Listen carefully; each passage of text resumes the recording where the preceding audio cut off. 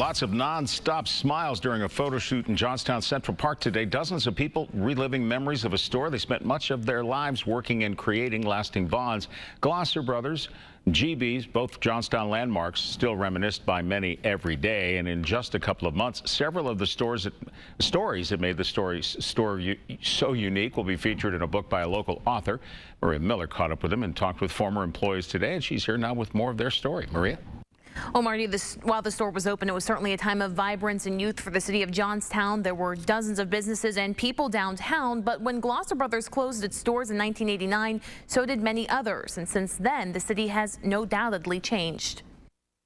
It just seemed like when it closed, that was the end of an era, you know, the end of a special time in most people's lives. It's a sentiment felt by many who worked or shopped at the former Glosser Brothers department store, or GB's, in Johnstown. It was a family operation, and we considered our customers kind of members of our family. A lot of people shopped every day just to come in and say hello. Now, 25 years after it closed, much of that family was reunited during a special photo shoot Monday for a new book being penned by a Johnstown native. It's a big part of the story, where the people are now today, what they're doing with their lives, and how so many of them have still maintained the bonds and the familial relationships that they established during their years working at Glosser's. The book, titled Long Live Glossers, will recount the more than 80 years in business, with stories like those of Linda and Al Hockenberry, who found each other, now married for 50 years. The elevator operator introduced us.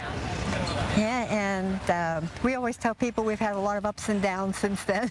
When the store closed, it was a blow to the community. I know there were a lot of efforts made to try to keep it in town and to try to keep it alive.